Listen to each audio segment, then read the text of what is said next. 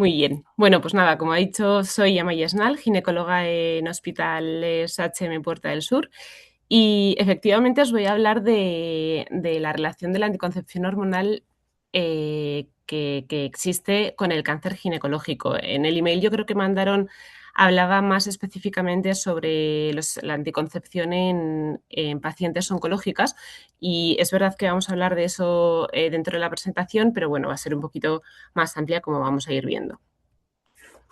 Entonces, bueno, ¿por qué la anticoncepción? Pues la anticoncepción al final para un ginecólogo es una de las intervenciones médicas que más utilizamos en el día a día. No solo lo hacemos para el control reproductivo, sino que lo utilizamos para trastornos del ciclo menstrual, endometriosis, dismenorrea, síndrome ovario poliquístico.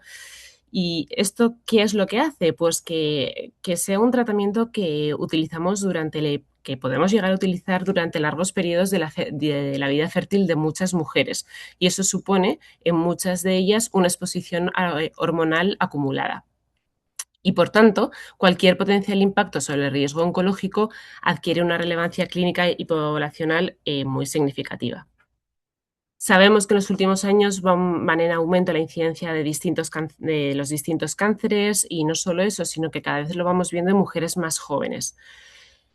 Por suerte, hemos avanzado en diagnóstico, hemos avanzado en tratamiento y ¿eso qué supone? Pues supone que tengamos cada vez más supervivientes a estos cánceres ginecológicos y los tenemos más veces en una edad reproductiva. Entonces, eso va a implicar que nosotros, como ginecólogos, nos vayamos a encontrar en consulta cada vez con más frecuencia la indicación de una anticoncepción a una mujer que ha pasado por uno de esos procesos.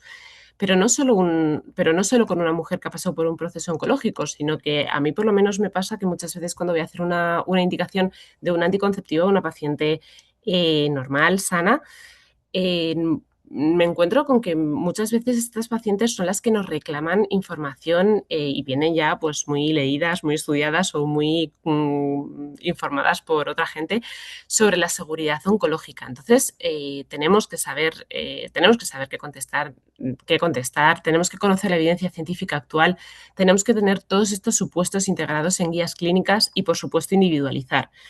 Individualizar en medicina siempre es importante, pero yo creo que en oncología todavía lo es más. Bueno, ese es un resumen de los distintos métodos anticonceptivos. También tenemos que conocer todos ellos y tenemos que saber explicárselos a estas pacientes. Concretamente estoy hablando ahora de las pacientes oncológicas, que lo que se ha visto es que tienen información limitada y de baja calidad. Y además, pues por haber pasado por un proceso oncológico, yo creo que a veces el tema de la anticoncepción se queda como un poco en un segundo, tercero, cuarto plano, como si esto no tuviese mucha importancia y la realidad es que a ellas pues les hace asumir unos riesgos que no tienen por qué asumir y también les limita la calidad de vida. Y además tenemos que saber que somos nosotros los que tenemos que iniciar, dándonos cuenta de este supuesto, la conversación de la anticoncepción, porque la realidad es que ellas, pues en mitad de todo este proceso, muy poquitas son las que toman la iniciativa y nos preguntan, y son las que nos preguntan y nos sacan el tema.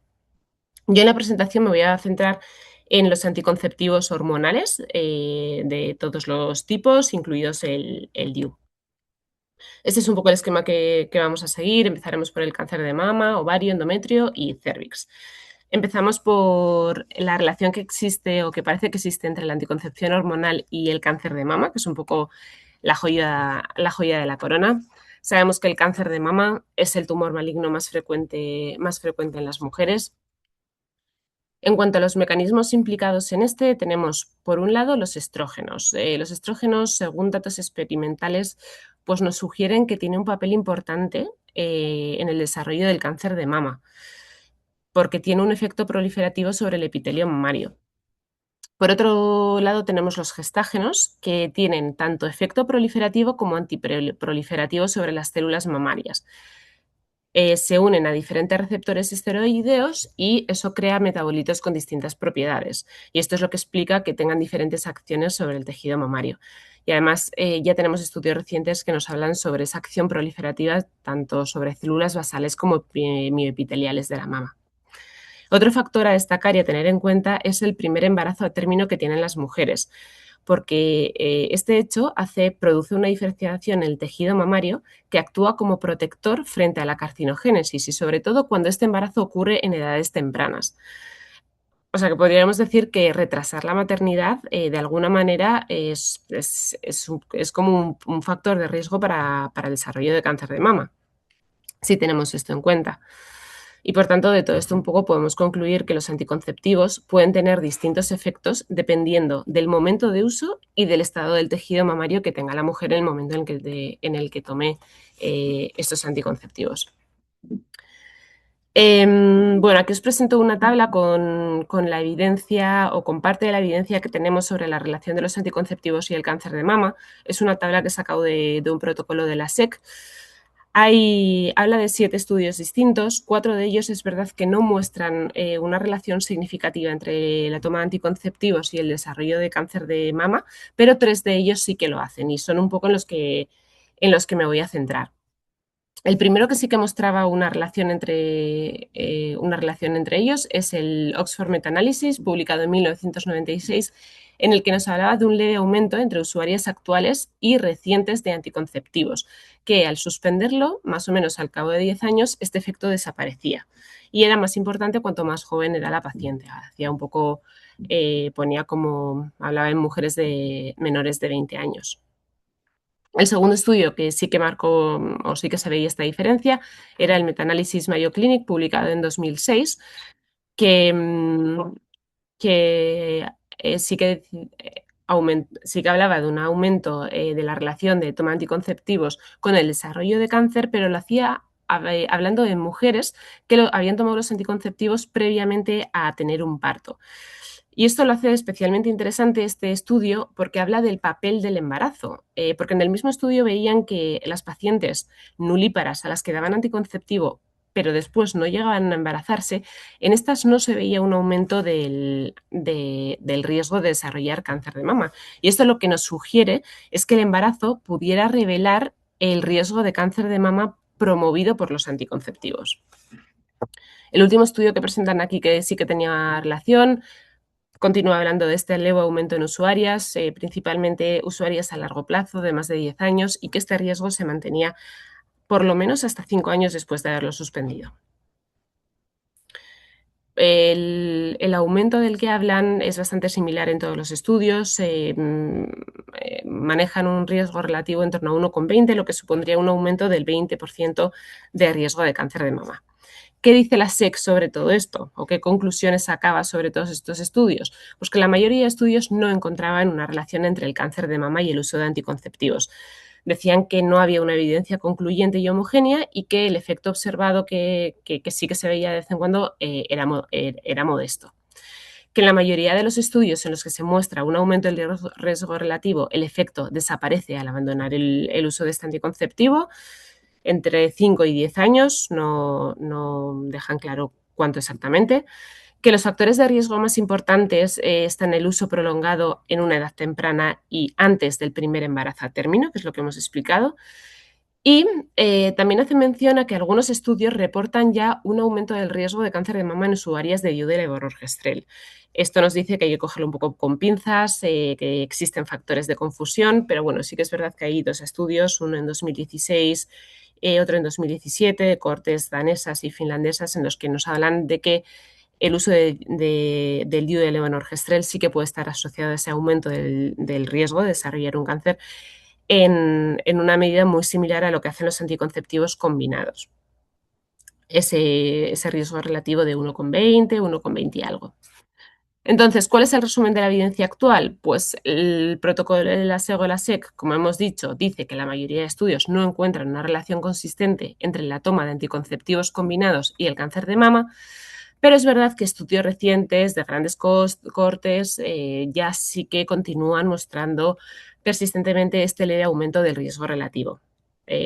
Todos además con datos muy parecidos, 1,20, 1,33 en usuarias actuales, mantienen que ese riesgo depende de la duración y de la edad de inicio y que suele desaparecer a los 5 o 7 años después del cese. Y esto, aunque es una información real y que lo que sacamos de todo esto es que una mujer que toma anticonceptivos en estas circunstancias puede estar asumiendo un aumento del 20-30% del riesgo, estamos dando la misma información pero desde un punto de vista distinto si hablamos de riesgos absolutos. Esta información en riesgos absolutos la traduciríamos en que existe un caso adicional por cada 7.000, 10.000 usuarias año. Y yo creo que es una forma mucho más acertada de dar esta información porque siendo la misma información, evita un alarmismo y yo creo que a la paciente le permite hacerse una idea más realista de lo que supone y de la relación que existe. En cuanto a la evidencia internacional corroborativa, os pongo aquí otros estudios que no presentaba en las gráficas anterior, que nos vuelven a hablar que nos corroboran ese leve aumento del riesgo, 8,24%, y bueno, en el que parece que más o menos todos están de acuerdo. En cuanto a la anticoncepción hormonal en supervivientes al cáncer de mama, bueno, pues aquí es verdad que existen estudios limitados que, como es lógico, la mayoría son retrospectivos. Aquí tenemos uno de 1.370 mujeres, que se recopiló los datos entre el 2006 y 2016, y a un 7% de ellas se les dio anticoncepción. Pero es verdad que a la hora de analizar los resultados en cuanto a la recidiva, vieron que el uso de anticonceptivos no fue significativamente asociado a un mayor riesgo ni de recurrencia ni de mortalidad. Aún así, la recomendación actual es no se recomienda un uso de anticonceptivos, de ningún tipo de anticonceptivos hormonales en pacientes supervivientes al cáncer de mama. Se ha hablado en algún momento o se ha planteado la opción de poder usar un DIU de levonorgestrel como método de prevenir ese aumento de riesgo de cáncer de endometrio que podemos obtener en las pacientes que estamos tratando con tamoxifeno. Bastante controversia y nada concluyente, por tanto no está aceptado. Y en la actualidad, por tanto, lo que se dice es que el método anticonceptivo que debemos utilizar es el DIU de cobre. En cuanto a la patología endometrial, que muchas veces nos podemos encontrar en estas pacientes que toman tamoxifeno, su manejo, por tanto, tampoco debe ser con tratamientos hormonales, sino que debe ser desde un tratamiento quirúrgico. Venga, pasamos al siguiente apartado, la relación que existe entre la anticoncepción hormonal y el cáncer de ovario. Desde la década de los 70 existen numerosos estudios, tanto prospectivos como retrospectivos, y este reanálisis publicado en 2008, que os presento aquí, es un poco el que nos viene a confirmar todo eso que ya se venía viendo, y es que el uso de anticonceptivos orales confiere protección y la confiere a largo plazo contra el cáncer de ovario.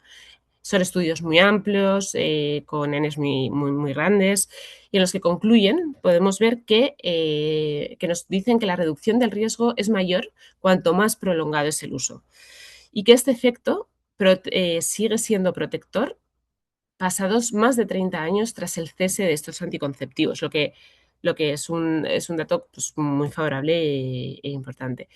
Si hablamos ya de los datos de cuánto nos reduce este riesgo en función del tiempo desde el que lo hayamos dejado, hablamos de una reducción del 30% en usuarias que abandonaron los anticonceptivos hace menos de 10 años, se mantiene un 20% en aquellas que lo hicieron entre los 10 y los 20 años y baja a un 15%, pero que sigue siendo un porcentaje importante cuando terminaron hace más de 20 o 30 años. Y este efecto protector, se ha visto que no varía de manera importante con los distintos compuestos, con las distintas dosis que tenemos en los anticonceptivos. Si nos vamos a metaanálisis más recientes, tenemos uno publicado en 2024 que incluye 67 estudios publicados entre 2000 y 2023 que nos viene a decir un poco lo mismo, que se asocia a una reducción significativa del riesgo de cáncer de ovario comparado con las mujeres no usuarias, que el riesgo relativo global es de 0,069, es decir, una protección del 30%, como hemos dicho, que la protección aumenta con el tiempo de uso. En usuarias que lo hacen menos de 120 meses tenemos una protección de 0,62, del 40%, y en usuarias de más a largo plazo, por encima de 120 meses, estaríamos llegando a observar una protección cercana al 50%. 10%, que es un poco lo más fuerte que se ha visto. Y que es importante también saber que este efecto protector se ha visto principalmente en cánceres de ovario, en ovarios invasivos, porque, por ejemplo, en tumores borderline no se ha podido confirmar esta asociación. ¿Cuál es la conclusión de esto?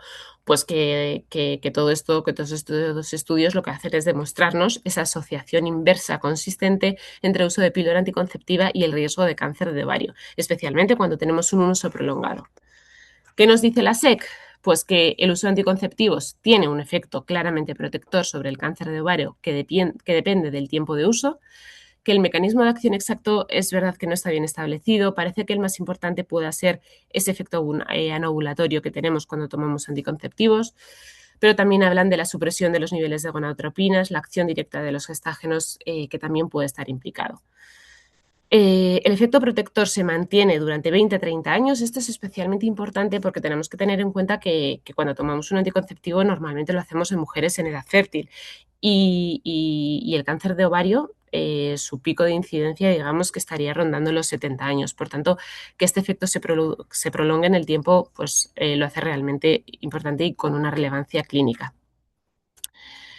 Y lo que hemos dicho también, que el efecto observado se ve en preparados con baja dosis de estrógenos, que son los que más utilizamos en la actualidad. Y cada vez contamos con más datos recientes sobre el efecto protector también del DIU del levonorgestrel frente al cáncer de ovario. ¿Qué tenemos de evidencia en la anticoncepción hormonal en supervivientes al cáncer de ovario? Pues bueno, aquí es verdad que tener evidencia sobre esto es algo muy difícil. La mayoría de nuestras pacientes que tienen cáncer de ovario son posmenopáusicas y las que no les tratamos con salpingofrectomía bilateral. Por tanto, dar anticoncepción a estas mujeres no tiene ningún sentido y, por tanto, los datos que tenemos de todo esto son muy, muy limitados. Es verdad que sí que tenemos más opciones de preservar la fertilidad en tumores de bajo potencial de malignidad, pero bueno, aún así, pues los datos que tenemos son muy poquitos con anticonceptivos hormonales y tampoco tenemos evidencia sobre la seguridad que tenemos con el DIU de levonorgestrel. A pesar de todo esto, la evidencia científica parece que respalda el uso de la anticoncepción hormonal en la mayoría de las mujeres supervivientes del cáncer de ovario, excepto, por supuesto, en aquellos subtipos que sí que son hormonodependientes, que bueno, nos hace ser pues todavía más cautos. Estos subtipos serían tumores de células de la granulosa, carcinoma seroso de bajo grado, adenocarcinoma endometrioide. Sí, lo que hemos dicho, siempre individualizando, siempre hablando con la paciente y, por supuesto, con oncología y demás. Pasamos al siguiente apartado, la relación que existe entre la anticoncepción hormonal y el cáncer de endometrio. La relación que existe entre la anticoncepción hormonal y el cáncer de endometrio es una de las asociaciones protectoras más sólidas descritas en la oncología ginecológica. Aquí os muestro un metaanálisis del 2024-2025 que incluye 56 estudios observacionales en el que nos dice que el uso de anticonceptivos está asociado claramente a una reducción significativa del riesgo, con un riesgo relativo de 0,61, que el efecto claramente depende de la duración, como hemos estado viendo hasta ahora en todos los tipos de cánceres, para bien o para mal, que en usuarias que lo hacen por debajo de 5 años, riesgo relativo de 0,66, entre 5 y 9 nos aumenta esa protección a un 60%, y en usuarias de más de 10 años de uso estaríamos viendo una protección cercana al 70%, a un aumento del 70%. Los resultados son consistentes en diferentes formulaciones de anticonceptivos y aunque muchas veces estamos hablando de estudios observacionales, la evidencia sigue siendo muy robusta. Tenemos también cortes poblacionales, la danesa, en la que incluía más de 1 millón de mujeres de menos de 50 años, también se veía esa reducción del riesgo absoluto en cáncer de ovario, y nos da un dato muy interesante, que es que hasta el 25% de los casos en jóvenes son prevenibles con el uso de anticonceptivos. Que este efecto protector también, como hemos visto hasta ahora, persiste décadas tras la suspensión del fármaco, y que la evidencia parece que también se extiende al DIU de levonorgestrel y a métodos con solo gestágenos. La plausibilidad biológica ya está muy bien establecida. Sabemos que la actividad mitótica en el endometrio es muy baja o nula en presencia de gestágenos y esto es un poco pues, lo que nos lleva a entender el porqué de todo esto. Entonces, bueno, pues eso está claro. ¿Qué dice la SEC como conclusión de todo esto? Pues que disminuye la proliferación endometrial, favorece la decidualización del endometrio, provocan cambios en la relación glándula-estromal y producen cambios estructurales que en buena medida dependen del tipo de gestágeno y de su potencia. Esto es una realidad, aunque sea eficaz en muchos, como hemos dicho, que el efecto protector que aplica para todas las formulaciones de anticonceptivos y también para formulaciones con solo gestágenos, que es independiente de otros factores de riesgo. Se ha visto que a veces la obesidad puede disminuir un poco el efecto, pero se parece que se sigue manteniendo. Y que el efecto protector aumenta con los años de uso y persiste hasta más de 20 años después de haber finalizado la toma de los mismos. ¿Qué tenemos de anticoncepción hormonal en supervivientes al cáncer de endometrio? Pues bueno, es verdad que en este cáncer sí que es verdad que cada vez vamos viendo más cánceres de endometrio en mujeres más jóvenes. El 25% se dan en pacientes premenopáusicas y tenemos hasta un 4% de ellas que las diagnosticamos por debajo de 40 años. Por tanto, aquí esto sí que tiene una relevancia importante. Lo que se ha visto es que a estos pacientes no deberíamos de darles estrógenos y por el contrario, los gestágenos sí que parece que podríamos utilizarlos.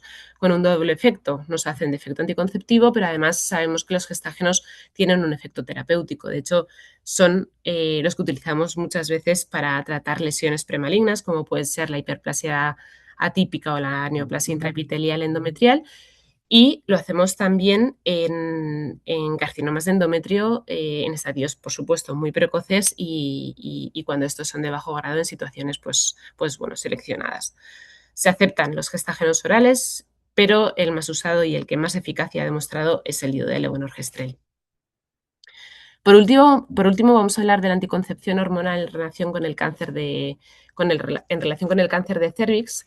Aquí la evidencia más sólida proviene de este gran reanálisis colaborativo de 24 estudios epidemiológicos publicado en The Lancet, que incluyó datos individuales de más de 16.000 mujeres que habían padecido este cáncer. Vemos que el uso de anticonceptivos está asociado claramente, como vamos a ver, a un aumento del riesgo de desarrollar un cáncer de cérvix y que la relación también depende de la duración del tiempo que estemos con el anticonceptivo. Por supuesto, esto siempre estamos hablando de anticonceptivos en mujeres que tienen un virus del papiloma humano positivo. Vemos que cuando se hacen usuarias de menos de 5 años no tenemos prácticamente un aumento del riesgo, que ya vamos a empezar a ver ese aumento cuando el uso se prolonga por encima de los 5 años, entre 5 y 9, con un riesgo relativo de 1,6 y se hace ya bastante importante en usuarias que son de largo tiempo, de más de 10 años, con un riesgo relativo hasta de un 2,5.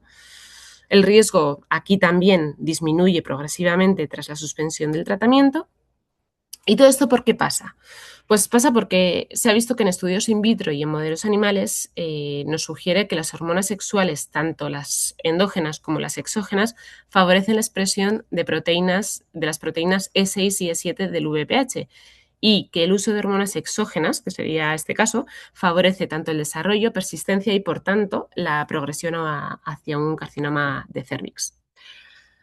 Entonces, lo que hemos dicho, ¿los anticonceptivos nos producen cáncer de cérvix? Obviamente no. Sabemos de sobra que el virus del papiloma humano persistente es la causa necesaria para desarrollarlo, y el papel de los anticonceptivos aquí sería que actúan como un cofactor o promotor en esa persistencia viral que va a hacer que progresemos con mayor frecuencia a una enfermedad invasiva.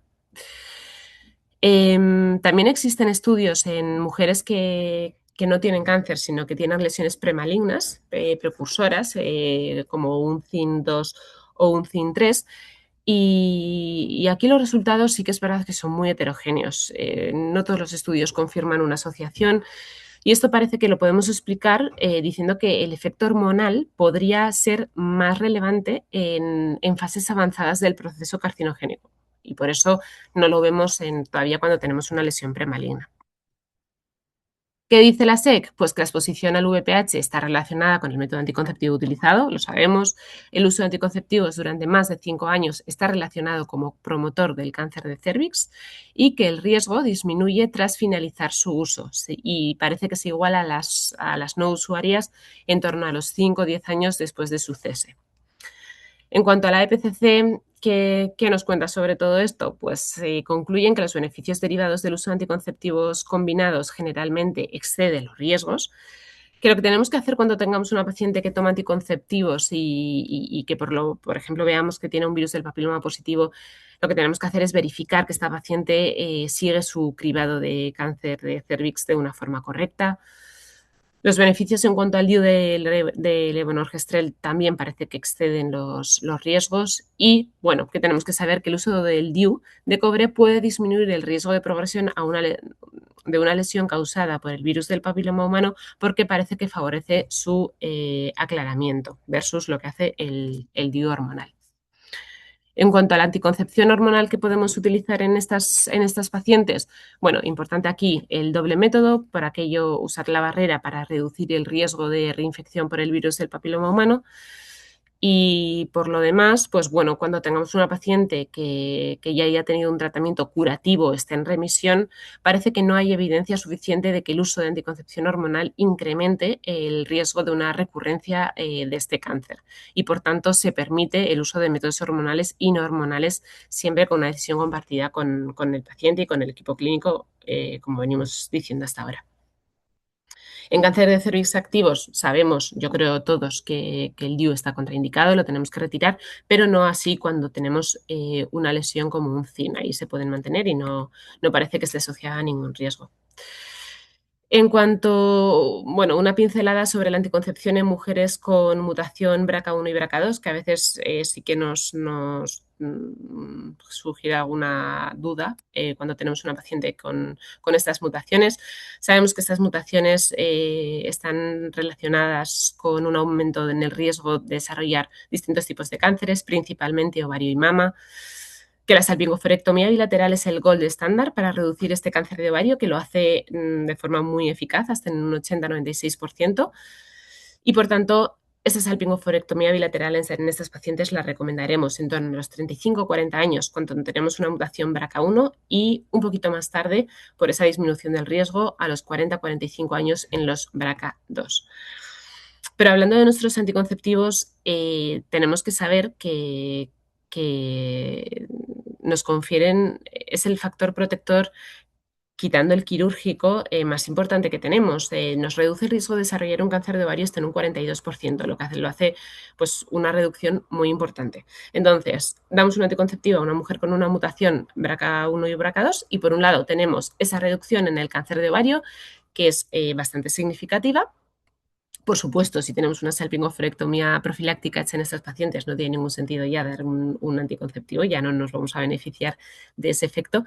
Pero es verdad que, por otro lado, para contrarrestar ese efecto positivo, tenemos, en cuanto al cáncer de mama, se ha visto que en las mutaciones, en las mujeres con una mutación BRCA1, sí que se ha visto un riesgo moderadamente incrementado con un uso prolongado de anticonceptivos, con un riesgo relativo de en torno a un 1,3 y este va aumentando progresivamente en torno a un 3% por año de uso. Esta evidencia, por ejemplo, no se ha visto con las mutaciones en BRCA2, no se ha visto un aumento significativo y, por tanto, a la hora de mandar un anticonceptivo a estos pacientes, lo que tenemos que poner es en una balanza todos estos datos y, bueno, yo creo que sí que es verdad que el beneficio que obtenemos de la reducción del cáncer de ovario es muy importante frente al leve aumento que podemos obtener de aumento de riesgo de cáncer de mama.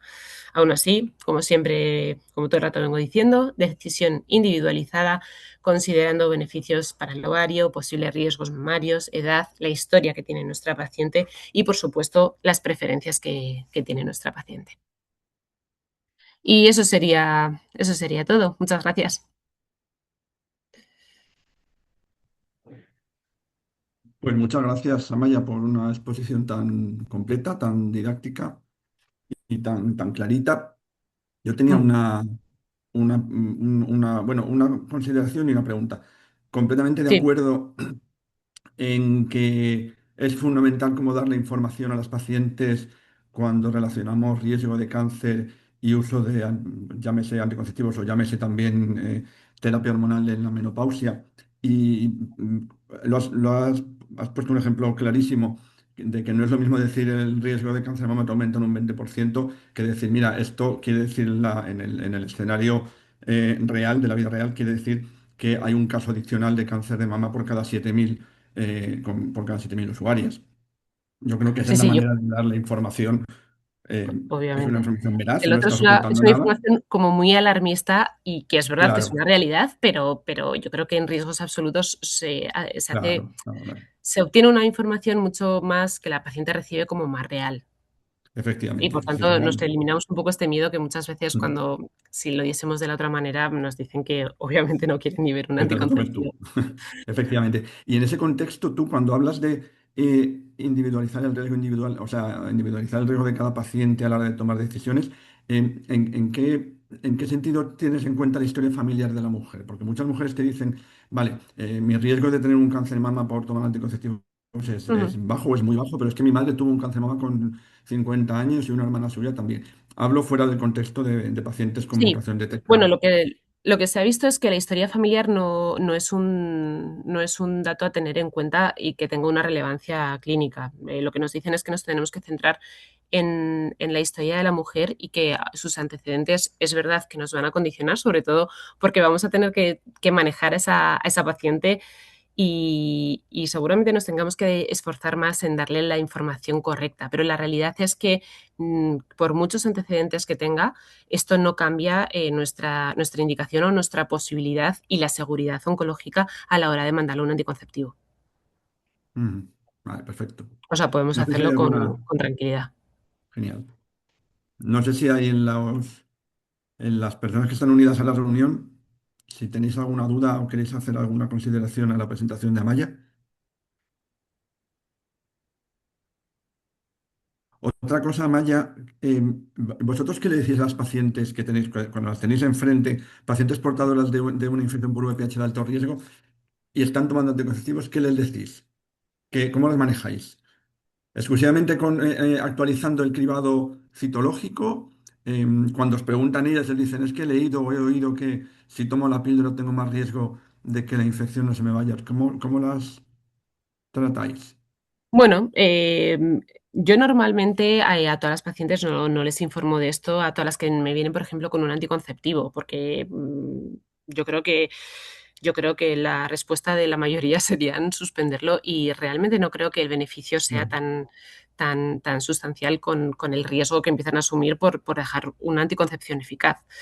Sí que es verdad que si te preguntan, pues bueno, pues tienes que informarles porque es una realidad y es algo que ellas van a leer, se van a informar y por tanto yo creo que tener esta transparencia les va a dar seguridad.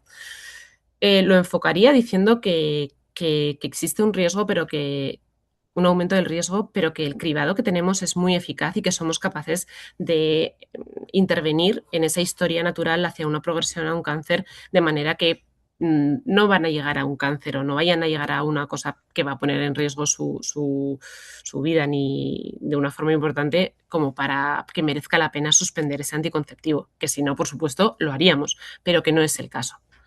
O sea, yo creo Ujú. que hay que darles seguridad. eh,